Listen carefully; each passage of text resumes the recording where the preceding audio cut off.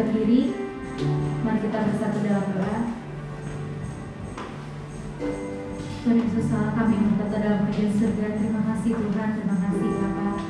Untuk pagi hari yang indah ini Tuhan Yesus, kalau kami boleh ada di tempat ini Tuhan, maka dimanapun kami berada saat ini Tuhan Yesus, kami mengucap syukur Tuhan untuk kasih setiamu Tuhan Yesus yang masih berlaku untuk hidup kami Tuhan, untuk rahmat-Mu yang selalu baru setiap paginya Tuhan. Terima kasih Bapa, terima kasih Tuhan Yesus untuk nafas kehidupan yang baru, untuk kesempatan hidup yang baru. Terima kasih Bapa. Kami hargai Tuhan Yesus, kasih-Mu Tuhan Yesus dalam hidup kami Tuhan Yesus. Untuk pagi hari ini Tuhan, kami mau datang Tuhan Yesus, menaikkan ucapan syukur kami Tuhan atas kebaikan Tuhan dalam hidup kami Tuhan, melalui puji-pujian dan penyembahan kami ya Bapa. Kiranya Tuhan Yesus Engkau yang bertata di tengah-tengah ibadah kami Tuhan Yesus, dari awal pertengahan hingga pada akhirnya ya Bapa. Kami percaya Tuhan Yesus dimanapun kami berada Tuhan Yesus, di situ Engkau ada ya Bapa. Kiranya Tuhan yang pimpin Tuhan Yesus ibadah kami ya Bapa. Roh Kudus kami undang secara khusus hadir di tengah kami Tuhan Yesus, bahkan dimanapun kami berada Tuhan Yesus, menjamah setiap kami Tuhan Yesus, memulihkan setiap kami ya Bapa, menguatkan setiap kami ya Tuhan Yesus. Terima kasih Bapa, terima kasih Tuhan Yesus. Kami serahkan ibadah kami dalam pengasihan-Mu ya Bapa. Kami sudah bersyukur. Haleluya. Amin. Silakan kita melalui dalam hadirat Tuhan. Terima kasih Bapa, terima kasih Tuhan Yesus. Bapak Ibu jemaat Tuhan, mari sama-sama pagi hari ini mari naikkan ucapan syukur-Mu, mari naikkan puji-pujian-Mu, angkat suara-Mu yang dari hati-Mu. Mari kita sembah Tuhan.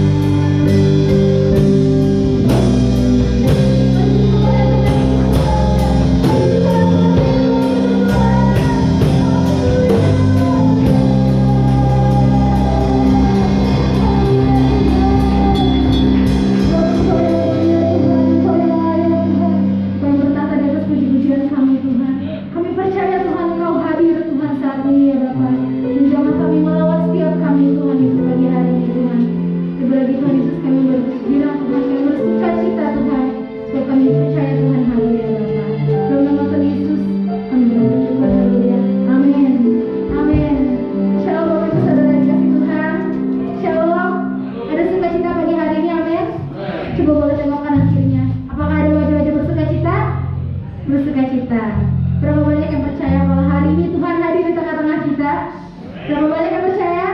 Amin. Mari sama-sama kita pujikan.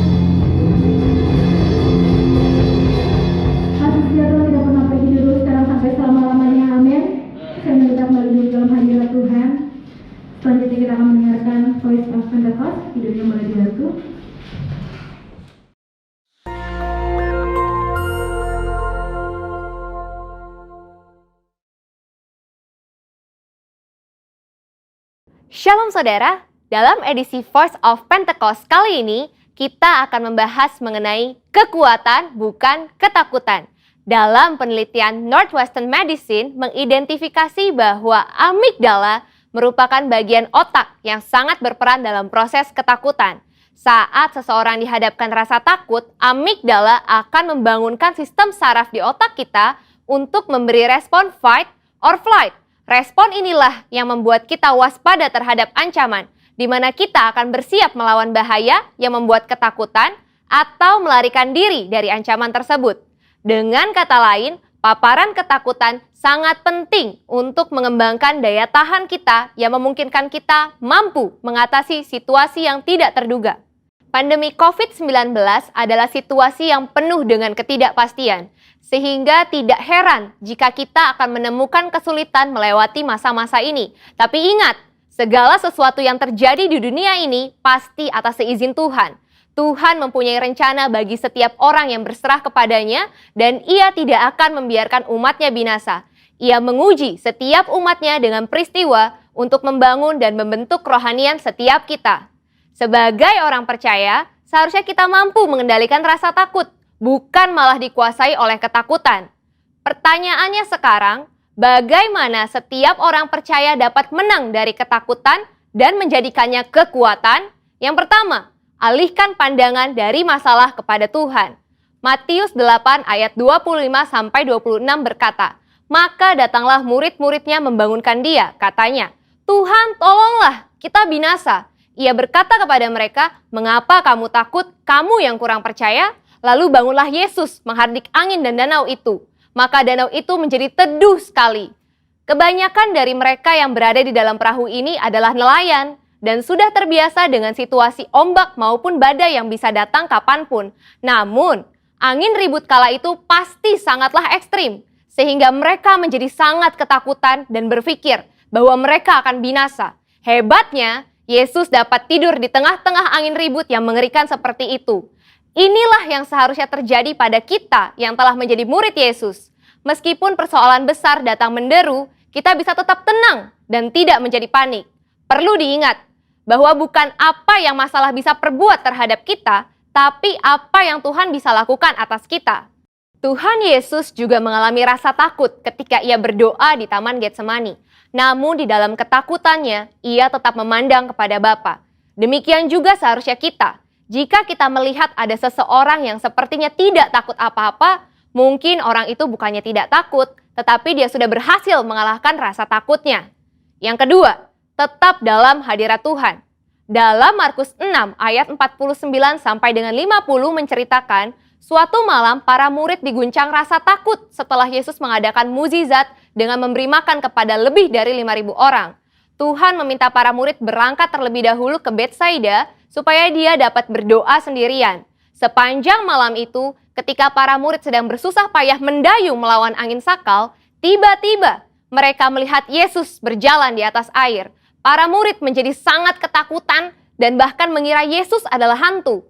Saat Yesus mendekat kepada perahu dan murid-muridnya mendengar suaranya, "Tenanglah, aku ini, jangan takut." Maka badai reda dan ketakutan pun diusir. Setelah Yesus naik ke perahu, angin kencang tiba-tiba berhenti dan mereka dapat melanjutkan perjalanan hingga tiba di pantai dengan selamat. Ketika Tuhan hadir dalam hidup setiap orang percaya, maka semua badai hidup yang membuat ketakutan akan diubah menjadi damai sejahtera dan kekuatan. Rasul Paulus menasehati dalam 2 Timotius 1 ayat 7, "Sebab Allah memberikan kepada kita bukan roh ketakutan, melainkan roh yang membangkitkan kekuatan, kasih, dan ketertiban."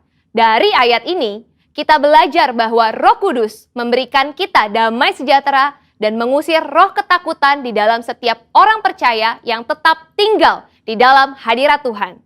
Yang ketiga, melangkah maju bersama Tuhan.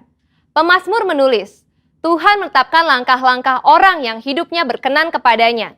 Mazmur tersebut selanjutnya memberikan gambaran indah tentang pemeliharaan Allah yang setia atas siapapun yang mau berjalan bersamanya. Taurat Allahnya ada di dalam hatinya, langkah-langkahnya tidak goyah. Melangkah maju bersama Tuhan menunjukkan bahwa tanpa Tuhan seseorang tidak dapat berbuat apa-apa. Melangkah maju bersama Tuhan mempunyai implikasi bahwa Tuhan terlibat dalam semua aspek kehidupan. Ia yang memegang kendali penuh atas kehidupan kita. Bila kita selalu melibatkan Tuhan dalam keseharian kita, maka kita akan semakin kuat. Dan apa saja yang kita kerjakan pasti berhasil. Kesadaran akan penyertaan Tuhan akan memberikan rasa aman dan damai sejahtera yang akan menghilangkan segala ketakutan. Sebagai manusia, wajar bila kita mengalami ketakutan, tapi jangan sampai kita dikuasai oleh ketakutan tersebut, sebab kita bisa mengubah ketakutan menjadi kekuatan, yaitu dengan cara fokus kepada Tuhan, bukan kepada masalah. Sehingga kita bisa tetap tinggal di dalam hadirat Tuhan dan mampu melangkah maju karena Tuhan ada beserta kita. Saudara, untuk penjelasan lebih lengkapnya dari tim teologi kami, jangan lupa buka link yang ada di atas atau scan QR Code yang tersedia. Salam integritas, Tuhan Yesus memberkati.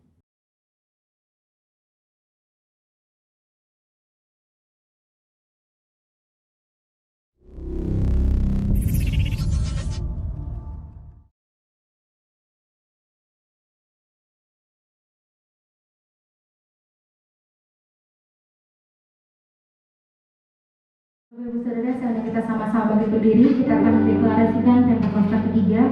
Selanjutnya boleh dibantu. Pentakosta ketiga. 1. Pentakosta ketiga adalah pencurahan Roh Kudus yang dahsyat di zaman ini, melebihi yang terjadi di akhir sastri. 2. Pentakosta ketiga akan mengakibatkan penuaian jiwa yang terbesar dan yang terakhir sebelum Tuhan Yesus datang kembali. 3. Pentakosta ketiga akan membangkitkan generasi Yeremia, yaitu anak-anak muda yang dipenuhi Roh Kudus, cinta mati-matian kepada Tuhan Yesus, tidak kompromi terhadap dosa, dan akan bergerak untuk memenangkan jiwa. 4. Pentakosta ketiga lahir di Indonesia yang bergerak ke bangsa-bangsa. Gerakan ini dari timur ke barat dan akan kembali ke Yerusalem. 5. Pentakosta ketiga akan memberikan kuasa untuk menyelesaikan amanat agung, dan setelah itu Tuhan Yesus datang kembali. Terima kasih, sekarang kita kembali dalam hadirat Tuhan.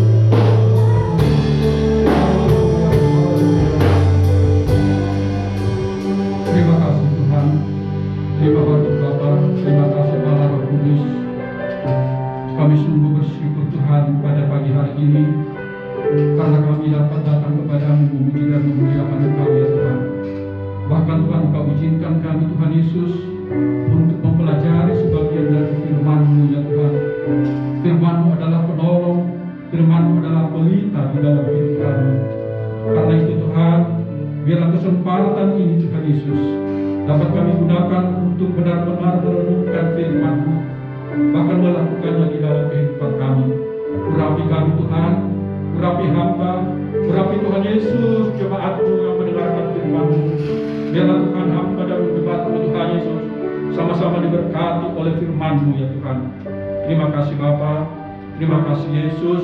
Kami siapkan hati kami untuk mendengarkan firman-Mu. Terpuji-pujilah Engkau kekal selama-lamanya. Di dalam nama Yesus Kristus yang siap mendengarkan firman Tuhan, sama-sama kita katakan amin. Amin. Ya, terima kasih kepada imam musik yang sudah membawa kita dan menghadirkan suasana surgawi di tempat ini. Shalom. Bagaimana kabarnya?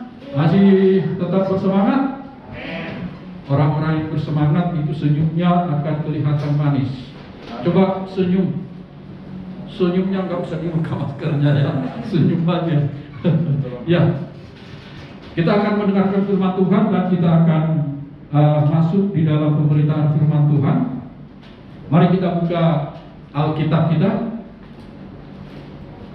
Kita baca berganti-gantian dari Markus 5.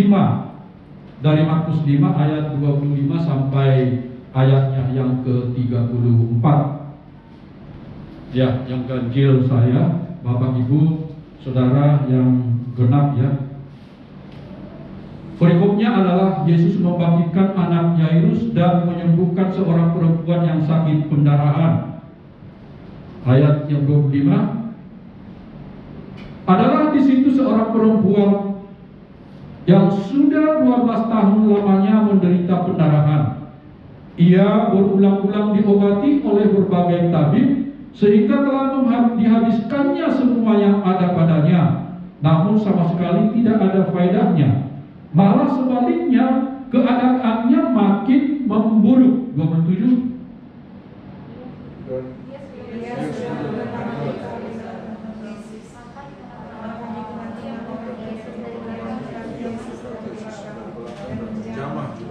Woi maaf, saya dua ini ya.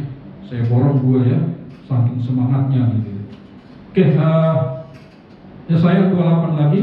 Sebab katanya asal jamah saja jubahnya aku akan sembuh. 29, silakan. Ketika itu juga berhentilah pendarahannya dan dia merasa badannya sudah sembuh dari penyakitnya. Pada ketika itu juga Yesus mengetahui bahwa ada tenaga yang keluar dari dirinya. Lalu ia berpaling di tengah orang banyak dan bertanya, "Siapa yang menjamah jubahku?" Engkau melihat bagaimana engkau bertanya siapa yang Lalu ia memandang sekelilingnya untuk melihat siapa yang telah melakukan hal itu. 33.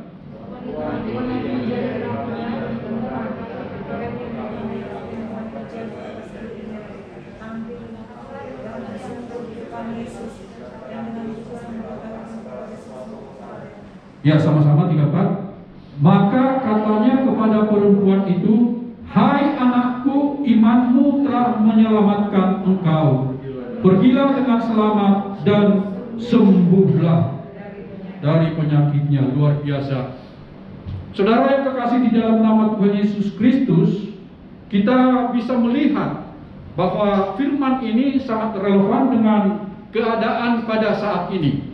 Keadaan kita yang dipenuhi oleh ketakutan, bahkan keadaan kita yang saat-saat ini yang melanda setiap orang, tidak terkecuali karena adanya pandemi COVID-19 yang terjadi melanda dunia, termasuk Indonesia, termasuk Bekasi.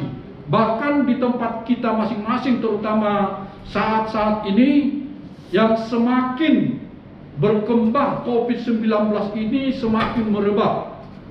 Di komplek kami di perumahan itu hampir setiap hari, sudah 4 hari berturut-turut itu ada di WA bahwa ada yang selalu tertular, ada yang selalu tertular. Bahkan ada yang sampai satu keluarga, ada yang ibu dan anak, ada yang bapak dan anak, dan sebagainya. Akhirnya mereka dipisahkan sementara. Dan bisa kita lihat di firman ini bahwa perempuan yang mengalami sakit penyakit ini, yang mengalami sakit penyakit pendarahan 12 tahun.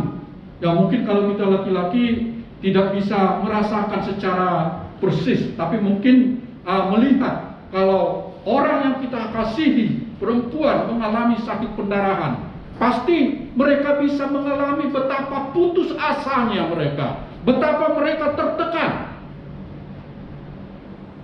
betapa mereka mengharapkan supaya hal ini lewat dari kehidupannya.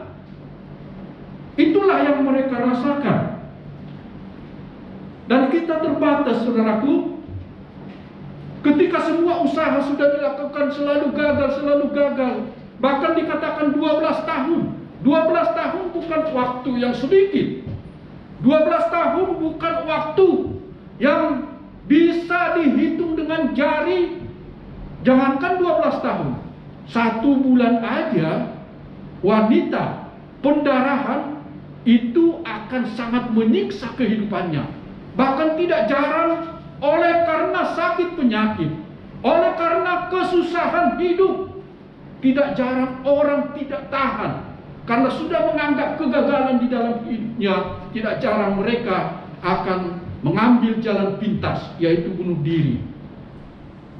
Karena itu saudaraku, perlu kita mengetahui ketika kita mengalami, ketika kita ada di dalam kesulitan seperti ini, ketika kita di dalam sakit penyakit kita lama menderita dan tidak sembuh, kemanakah kita akan pergi? Ke siapa kita harus mengadu? Sering kita karena ditekan oleh keadaan kita tidak tahu apa yang harus kita lakukan. Tetapi bisa kita lihat di sini, perempuan ini datang kepada Yesus. Perempuan ini datang kepada Yesus walaupun pada saat itu sangat berisiko. Kenapa saya katakan berisiko? Hukum yang berlaku pada saat itu di dalam perjanjian lama, kalau ada wanita yang pendarahan, dia itu dianggap najis, tidak bisa keluar, harus isoman, saudaraku. Harus mengisolasi diri.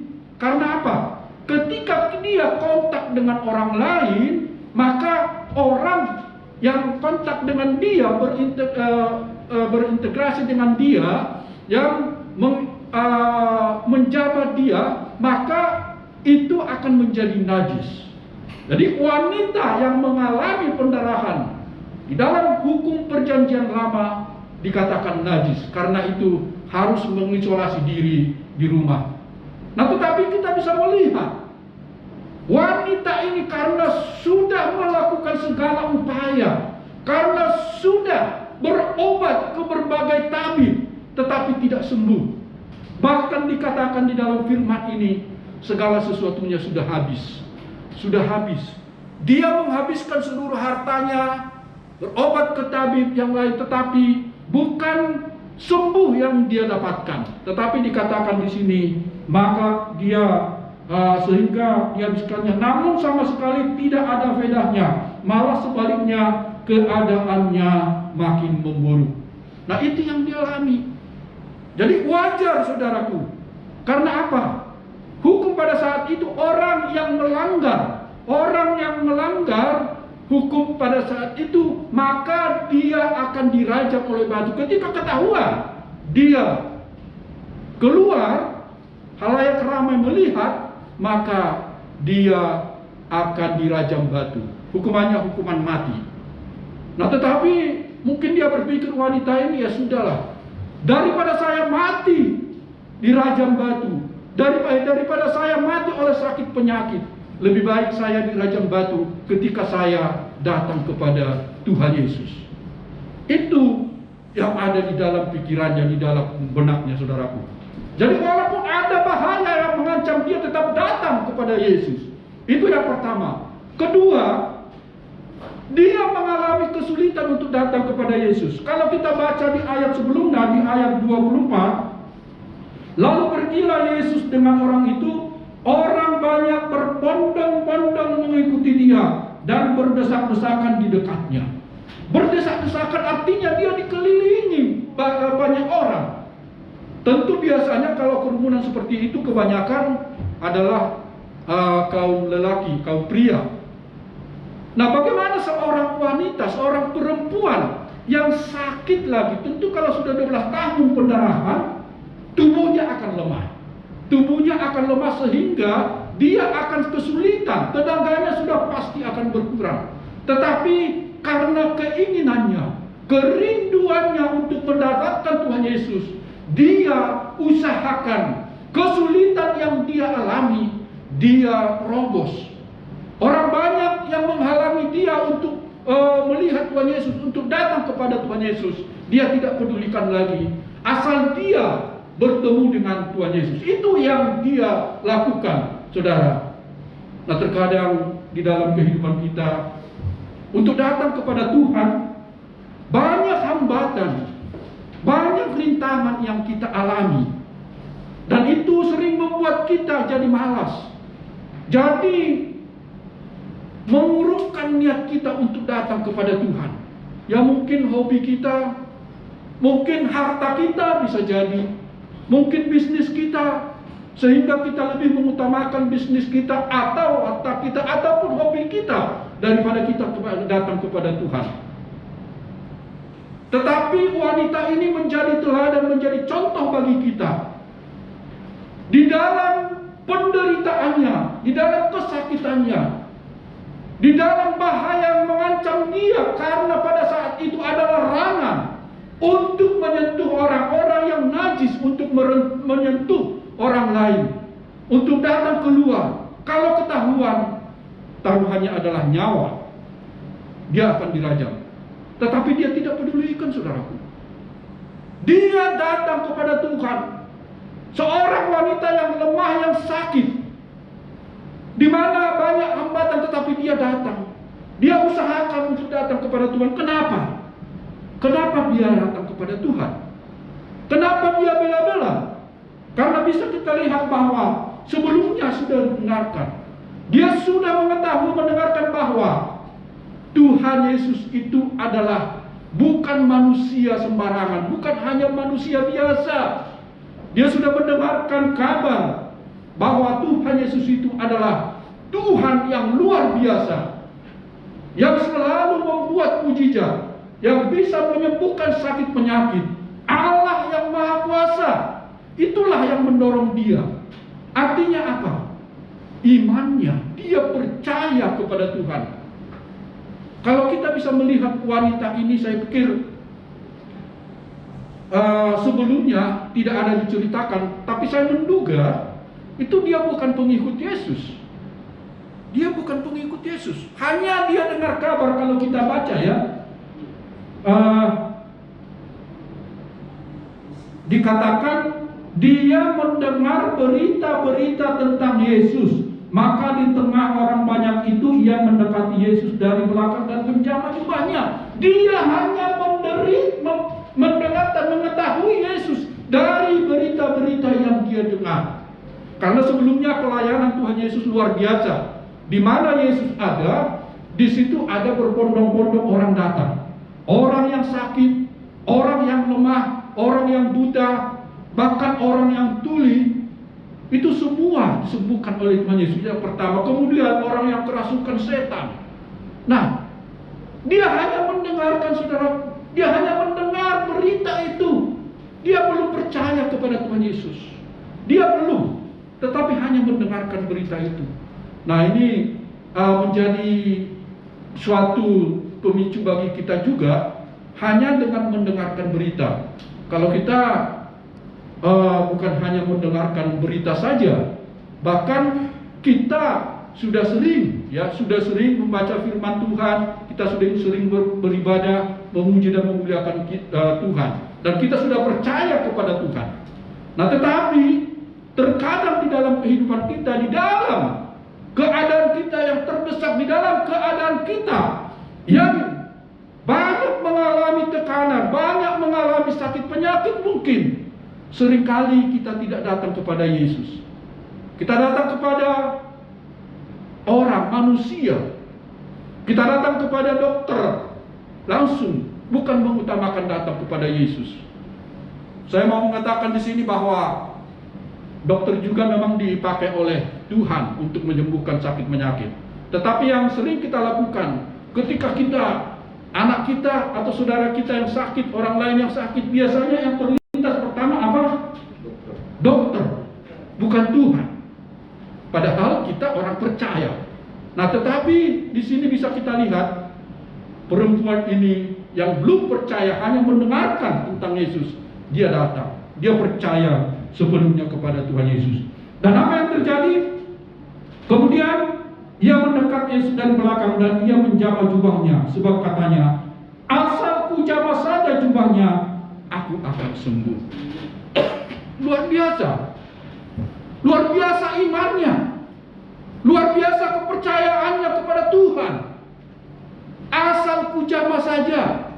Hanya mendengarkan. Hanya mendengarkan berita, tetapi dia sudah mengatakan, asal ku jamah saja jubahnya, aku akan.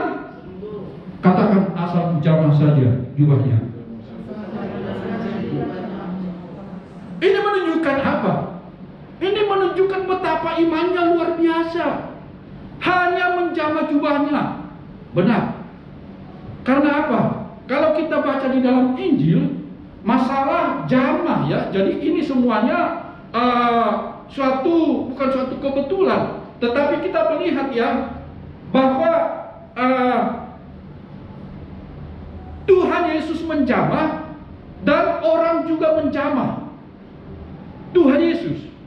Nah, ini terjadi, pola ini terjadi di dalam Injil. Di dalam Markus dikatakan orang yang penyakit kusta.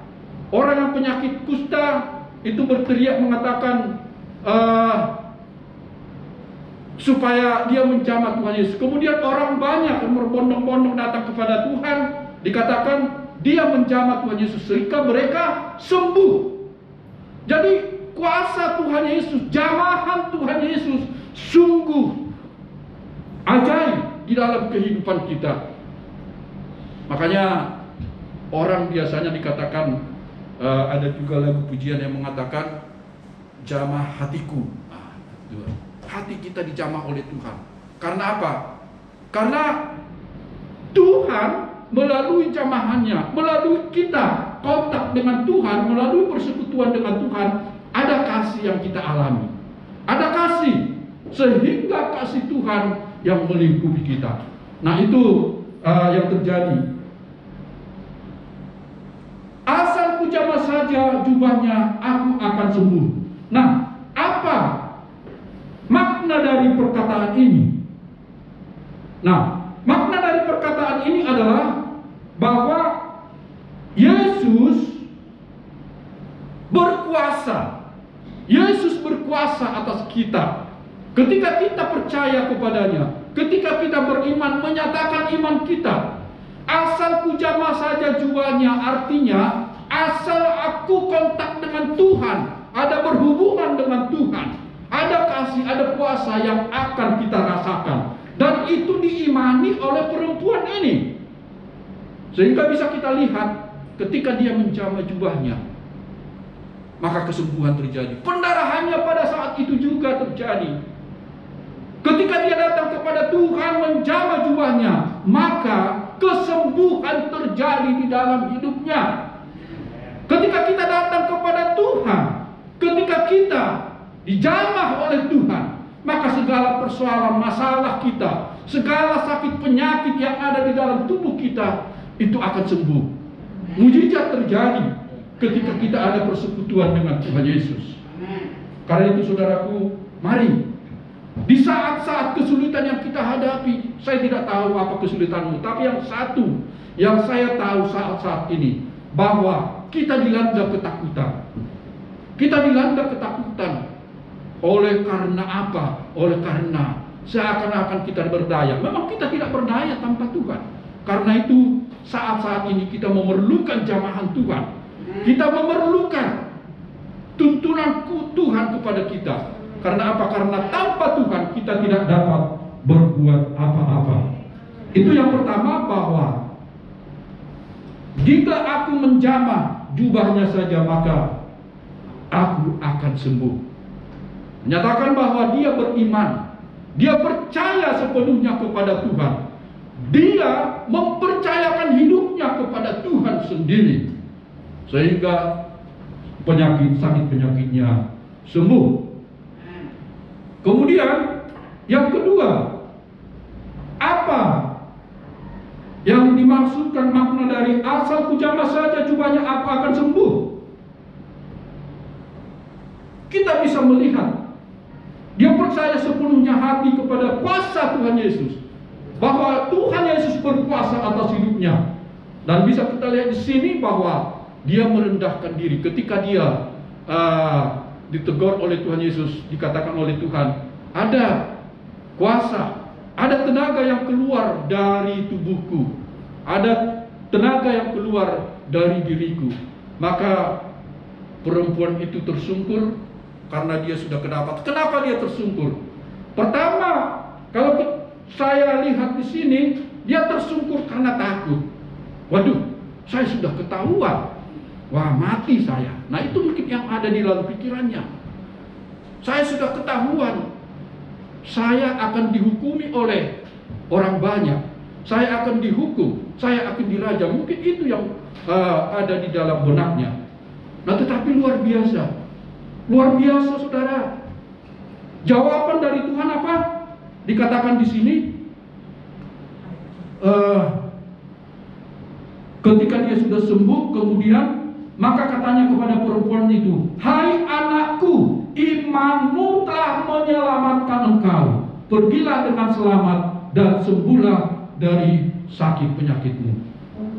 Nah, terkadang sering kita atau Tuhan menginginkan kita ya untuk mempertaruhkan. Bahkan ketika kita datang kepada Tuhan, ada harga yang harus kita bayar. Ada harga yang harus kita bayar. Sehingga memang kita benar-benar segalanya kita pertaruhkan ketika kita membutuhkan Tuhan di dalam kehidupan kita. Dan itu yang diinginkan oleh Tuhan. Jadi hati kita, keberadaan kita penuh untuk datang kepada Tuhan. Tidak setengah-setengah, saudaraku. Bahkan seluruh nasib kita, seluruh kehidupan kita serahkan kepada Tuhan.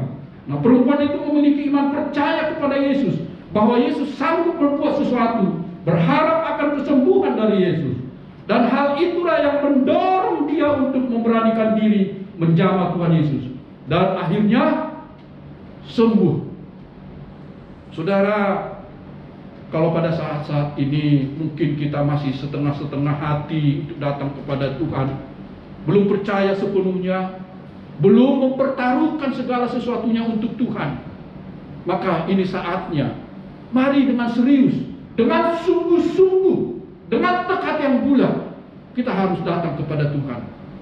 Kita harus merendahkan diri kita di hadapan Tuhan, sehingga apa yang menjadi keinginan kita dapat terjadi, saudaraku.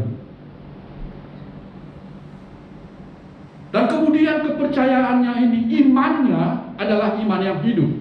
Kita bisa lihat, dia tidak hanya berteriak, dia tidak hanya berdoa kepada Tuhan, berharap kesembuhan, tidak. Dia lakukan apa yang bisa dia lakukan.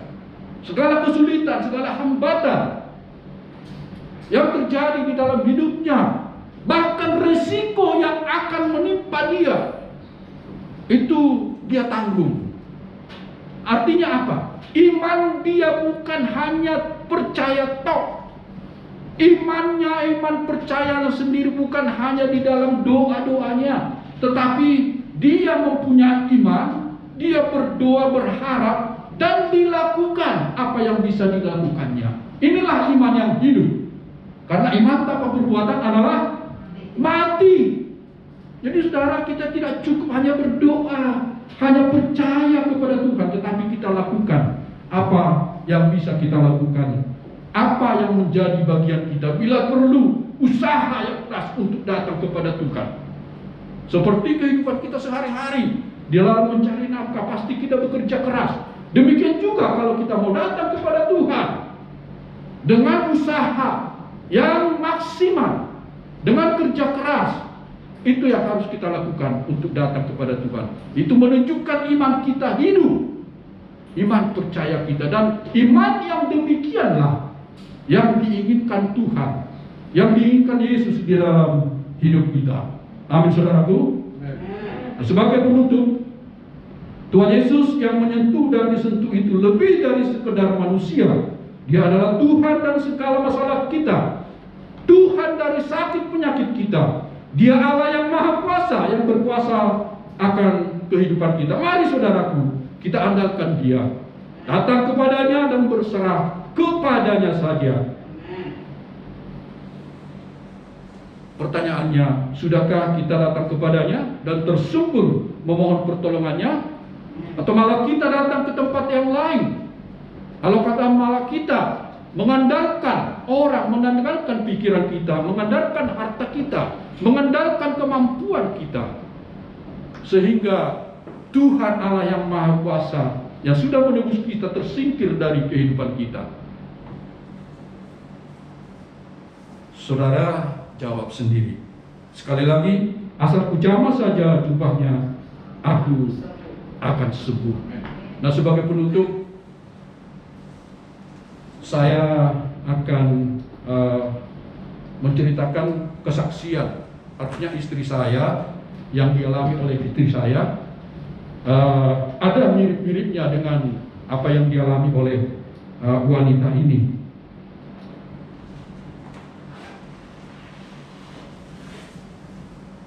Karena bukan saya sendiri langsung mengalami, jadi saya harus ada dari contekannya ya.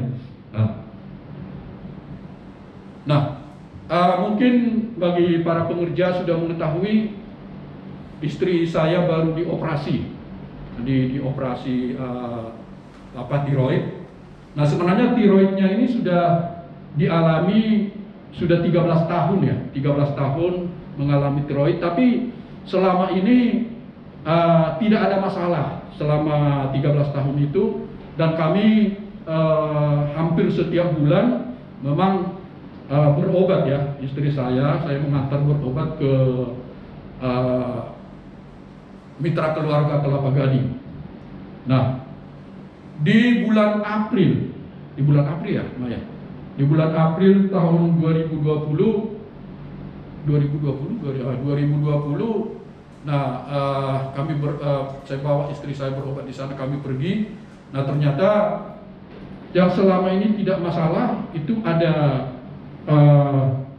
masalah yang serius gitu. Jadi dikatakan karena tiroid itu kan gangguan di kelenjar tiroid itu ada semacam di kelenjarnya, kemudian dikatakan setiap ini kan di USG, kemudian USG terakhir di bulan April itu dokternya ini dia dokter ahli ya, yang sekarang menjadi wakil menteri kesehatan. Nah dia mengatakan bahwa kok agak lain gitu, agak lain.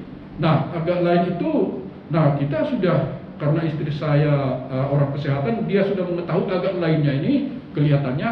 Nah akhirnya istri saya mendesak gitu, itu lainnya apa dokter?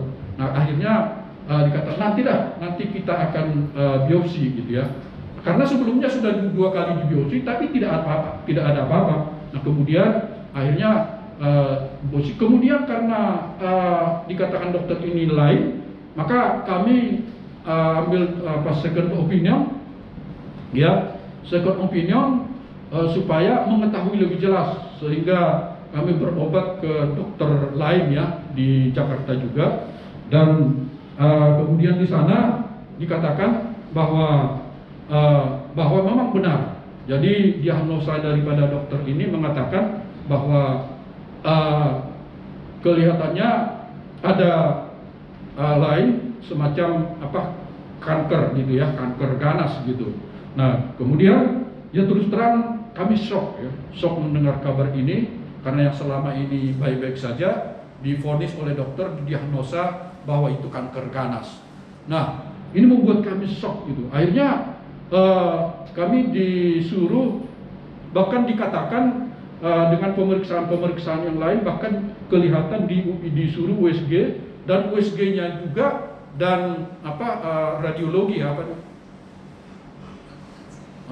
jadi akhirnya itu ketahuan gitu, di fotonya itu mengatakan bahwa itu adalah kanker ganas. Dan dua-duanya, karena kan kelenjar tiroid itu ada 2 ya, 1 pasang, dua-duanya kena.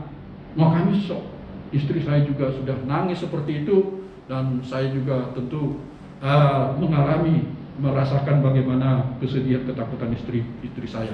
Dan kemudian kami berobat ke dokter onkologi, dirujuk ke dokter onkologi. Nah onkologi mengatakan harus diangkat, harus dioperasi. Nah ini tidak bisa dibiarkan lama-lama. Wah itu membuat kami lebih shock lagi. Makanya istri saya mengatakan, ya sudah, pokoknya dokternya tegas mengatakan sudah harus diangkat, jangan dibiarkan, ini berbahaya. Kalau tidak coba seminggu lagi berunding dulu dengan keluarga. Nah itu yang dikatakan dokter. Dokternya ini tegas karena di rumah sakit militer ya, jadi mereka itu militer. Jadi akhirnya kami pulang. Kemudian ini membuat kami shock dan takut. Nah apa yang kami lakukan? Kami tidak berdaya, kami tidak berbaya. Karena apa? Walaupun kami nangis, hanya itu tidak akan menyelesaikan masalah. Nah yang kami lakukan adalah kami memohon petunjuk Tuhan. Setiap pagi kami berdoa, jam 4 kami sudah bangun, jam 4 berdoa bersama. Malam harinya kami mesbah doa. Seperti itu yang kami lakukan setiap hari. Akhirnya kami berdoa, Tuhan kalau memang ini kehendak Engkau izinkan, maka kami akan menempuh operasi ini. Jadi benar cerita, akhirnya istri saya kontrol lagi mengatakan, oke, kami setuju operasi. Dan kemudian dirujuk ke dokter bedah. Ini bedahnya itu bukan bedah biasa lagi, tapi judulnya sudah bedah tumor. Jadi, nah ini melihat judul di situ bedah tumor, wah ini kita ketakutan gitu, wah ini bahaya sekali gitu. Nah, tetapi dalam menunggu operasi ini banyak hal yang harus kami lakukan, banyak hambatan yang kami lakukan juga. Setiap pagi, setiap malam kami berdoa, kami berserah kepada Tuhan.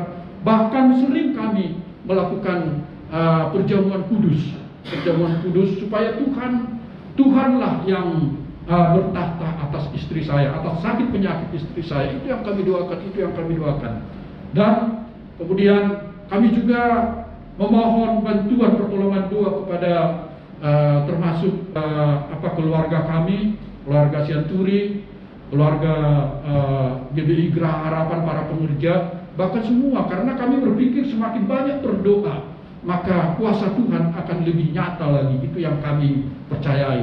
Nah, kemudian luar biasa yang kami alami. Kami istri saya diberikan dokter yang baik, orang Kristen, dia Katolik, dan dia bisa menguatkan istri saya. Dan kemudian ketika kami melakukan, karena kan prosesnya banyak, harus ronsen paru-paru, harus di swab, harus di ini, kami diberikan Tuhan orang-orang yang membantu kami, orang-orang baik yang membantu kami, sehingga diberikan kelancaran semuanya. Dan pada cerita, tibalah waktunya tanggal 4 Juni, tanggal 9 Juni itu operasi dilakukan. Saya dan adik kami itu menjaga, dan kemudian anak kami Iren, kami menjaga.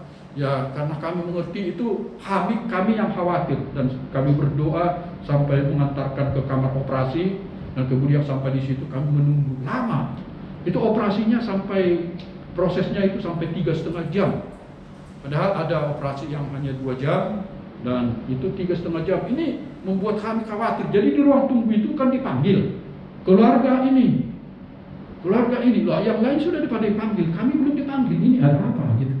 Ini agak ini juga. Tapi kami percayakan diri kami. Nah, akhirnya puji Tuhan, itu operasi berlangsung dengan baik. Kemudian 3,5 jam kembali ke kamar kamar perawatan, dan tidak lama kemudian istri sadar ya, dan walaupun mengalami karena pengaruh obat bius. Jadi kemudian ya kami bersyukur bahwa operasi dapat berjalan dengan baik. Dan luar biasanya yang dialami oleh istri saya, bahwa itu ada beberapa temannya itu bahwa ketika habis dioperasi itu suaranya itu tidak muncul, tidak bisa ngomong gitu. Nah, tetapi puji Tuhan, ketika sudah sadar, sebenarnya suara istri saya sudah muncul. Kami gimana mah? Dia sudah bisa menjawab gitu. Mana perasaannya? Nah, paling istri saya mengatakan masih pusing gitu kan, masih pengaruh ini. Nah, tetapi yang saya syukuri bahwa suara istri saya bisa keluar. Dan kemudian 3 hari kemudian istri sudah bisa pulang gitu ya. Kalau yang lain 5 hari sampai seminggu bahkan. Dan ada yang sampai saat ini sudah 1 bulan, sudah 2 bulan, itu suaranya sampai saat ini tidak ada sama sekali. Nah, kalau suara istri saya sudah ada, ya sudah normal. Hanya kalau dia nyanyi, kalau kami ibadah, dia nyanyi masih agak fals gitu ya. Jadi ketika di nada-nada tinggi, nah dia nada rendah gitu kan. Nah, sampai sekarang masih suaranya belum bisa karena lukanya itu sekarang pemulihan. Jadi kadang-kadang kalau dia ngomong agak kencang, dia agak tertarik gitu ya, mungkin kontraksi di lukanya yang sedang pemulihan. Nah, itu terjadi. Kemudian tibalah waktunya, itu kan yang diambil itu harus dibiopsi. Nah, di patologi namanya, patologi. Nah, harus diperiksa itu kanker ganas atau tidak, karena kan belum ada keputusannya. Jadi dokter masih tetap sesuai dengan diagnosa bahwa itu kanker ganas. Nah, ini yang membuat kami juga, saya dan istri saya itu khawatir untuk menunggu jawaban ini. Dan istri saya terlebih-lebih itu tidak bisa ngomong, sering tidak bisa ngomong, bahkan saya nangis saja nangis. Dan ketika itu menunggu kabar itu, kami selalu berdoa kepada Tuhan, Tuhan berikan hasil yang terbaik, berikan hasil yang terbaik. Biarlah Tuhan kuasa-Mu terjadi. Nah, itu yang kami lakukan. Setiap pagi jam 4, bahkan di malam hari kami berdoa. Ya, tibalah waktunya itu tanggal 25 ya. 21, 23 ya. 24. Nah, 24 kami ke sana. Nah, kemudian saya membawa hasilnya. Hasilnya kan istilah kedokteran. Sudah ada hasilnya, saya serahkan ke istri saya. Dia tanya, hasilnya apa katanya? Ya, saya nggak ngerti, tapi kelihatannya baik. Nah, udah saya nggak ngerti ya, tapi kelihatannya baik ini gitu. Karena tidak ada menunjukkan di situ tulisan cancer gitu kan. Nah, saya kasih ke istri saya juga nggak ngerti, jadi masih tetap khawatir gitu. Nah, puji Tuhan, ketika sudah tiba giliran untuk kontrol, maka menyerahkan kepada dokter tersebut, dan luar biasa hasilnya adalah baik, bukan kanker, bukan tumor, apalagi ganas, tetapi adalah cairan biasa yang ada di dalam hasil biopsi, hasil patologi yang terjadi. Nah, ini membuat kami bersukacita luar biasa, terutama istri saya. Dia datang, Pak, itu hasilnya bagus, hasilnya bukan kanker, bukan tumor. Nah, itu yang terjadi. Nah, saya melihat, saudaraku, ini adalah hasil dari kami berserah kepada Tuhan, kami berdoa kepada Tuhan, kami datang kepada Tuhan, menyerahkan seluruhnya, dan kami percaya kepada kuasa Tuhan. Nah, itu yang kami lakukan. Dan selain kami berdoa setiap pagi, setiap malam, apa yang kami lakukan? Kami hampir setiap hari itu ke rumah sakit ya, ke Jakarta ya, ke Jakarta itu setiap hari pagi-pagi jam 6 kami sudah harus berangkat ke sana. Nah, ini kami lakukan, setiap kami berdoa kami lakukan apa yang menjadi bagian kami.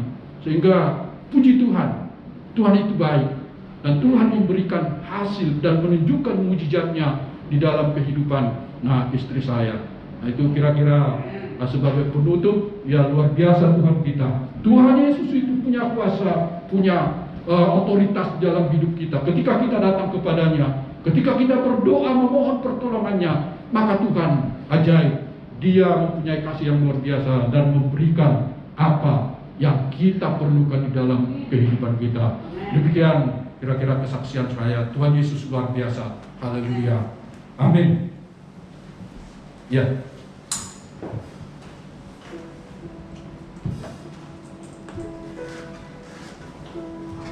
Saudara, kita menyanyikan lagu pujian.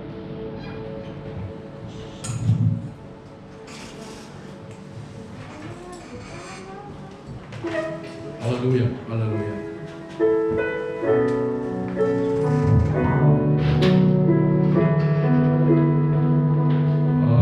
Satu-satunya yang ada.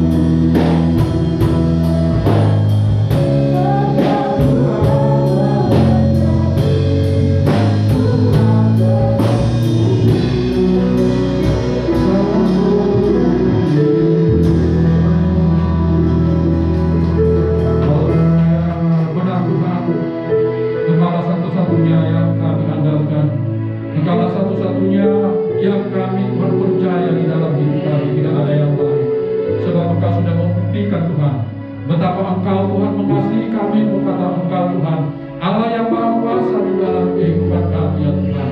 Engkau adalah Allah sumber berkat kami, Engkau adalah Allah sumber penyembuh kami, Engkau adalah Allah sumber kedamaian kami ya Tuhan. Terima kasih Tuhan, kalau kami sudah mendengarkan sebagian dari firman-Mu, biarlah Tuhan firman yang sudah kami dengarkan Tuhan, kami lakukan di dalam kehidupan kami.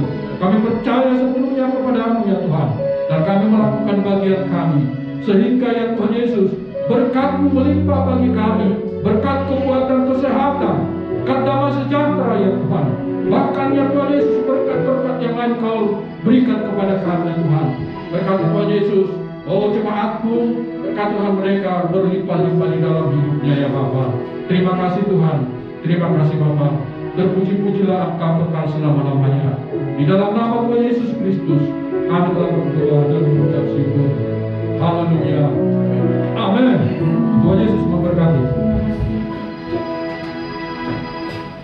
Terima kasih untuk pelayanan hambanya. Tuhan berkati setiap aspek hidup kami. Selanjutnya pengumuman sepekan, mempersilakan. Salam. Diberkati firman Tuhan. Ya, puji Tuhan. Firman yang begitu manis, bahkan kesaksian hambanya dipulihkan istri, luar biasa. Biarlah kesaksian ini menjadi kekuatan bagi kita Jemaat Gerah Harapan. Kami seluruh Jemaat Gerah Harapan mengucapkan terima kasih atas pelayanan firman Tuhan oleh Pendeta Ramses Santuri MTH. Tuhan Yesus memberkati semua pelayanan Bapak, diberkati oleh Tuhan. Puji Tuhan, sebelum saya bacakan pengumuman minggu depan, kami menyambut Bapak Ibu yang pertama kali hadir ibadah raya di GBI Gerah Harapan ini. Kalau ada, dimohon untuk berdiri atau cukup melambaikan tangan. Ya, puji Tuhan, kita jemaat yang setia, mari kita di COVID-19 ini berdoa terus supaya jemaat GBI Gerah Harapan bertambah beribadah. Jangan kita takut apa yang disampaikan abahnya, asal pujama jubahnya, artinya pengharapan kita kuasa Tuhan. Terima kasih. Pengumuman dana pembangunan. Dana pembangunan amplop biru yang lalu tanggal 20 bulan 6 yaitu 149.111.000. Kemudian sumbangan amplop biru yang masuk tanggal 20 bulan 6 yaitu 421.000. Kemudian sumbangan sukarela yaitu 60 kakak yang sudah masuk minggu lalu yaitu tanggal 20 yaitu 137.134.500. Sumbangan sukarela yang masuk tanggal 20 bulan 6 kosong, total jumlahnya yaitu 286.666.500 yang sudah digunakan atau terpakai yaitu 54.883.000. Total dana yang ada sekarang ini yaitu 231.783.500. Sumbangan bahan bangunan yaitu 59 sak semen dari jemaat. Terima kasih Bapak Ibu. Kami percaya Bapak Ibu pasti akan mendukung dalam doa dan dana untuk pembangunan di GBI Gerah Harapan ini. Kegiatan kesepekan yang pertama itu rumah doa, yaitu tanggal 30 2021 di tempat ini jam 10 sampai jam 12 WIB. Kemudian ibadah youth dan dewasa muda Sabtu 3 Juli 21 di gereja jam 16 sore. Yang ketiga ibadah raya minggu depan 4 Juli 21 yaitu diadakan 3 kali.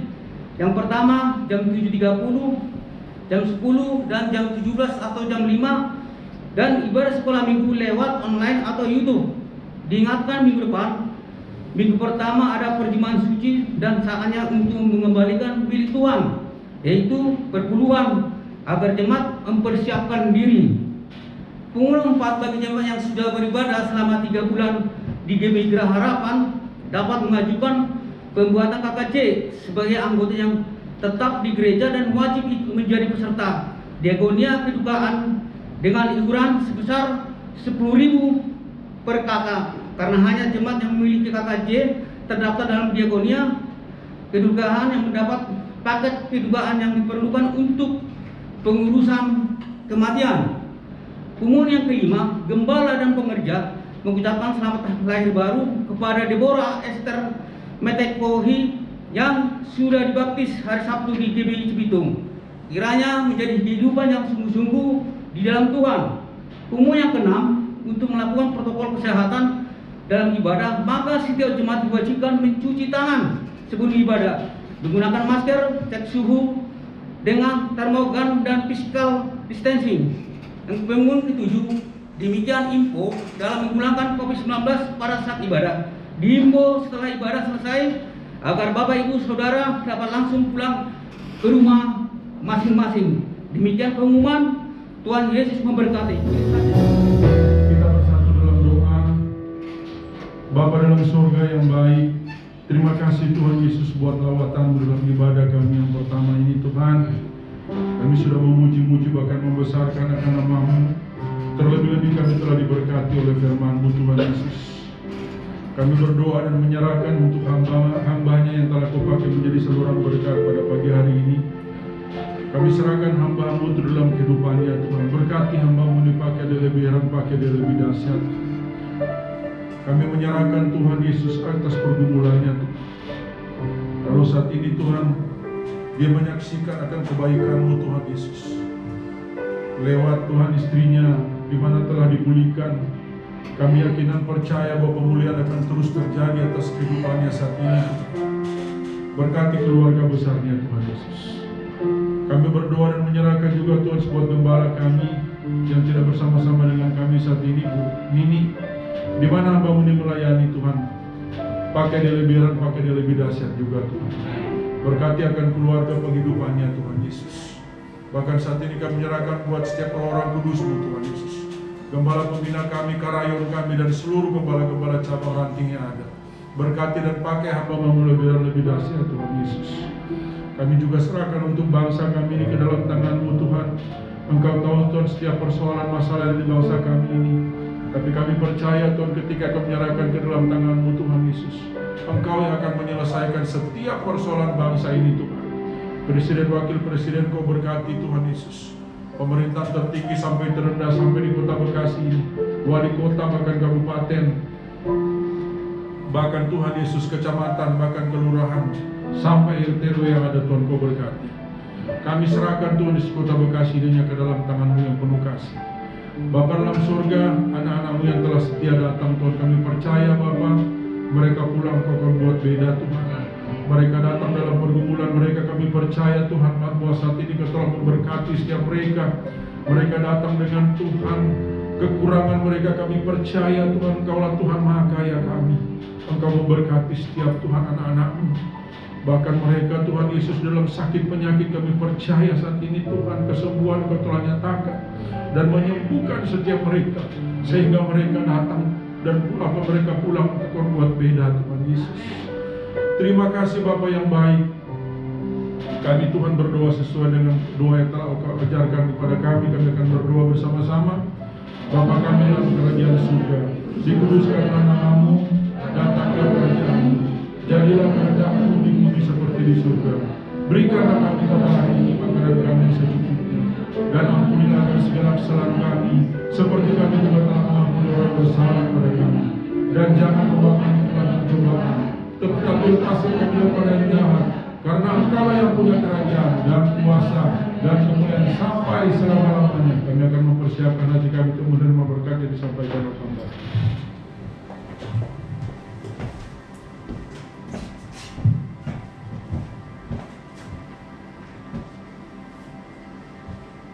Angkat hatimu kepada Tuhan, terimalah berkat dari Tuhan.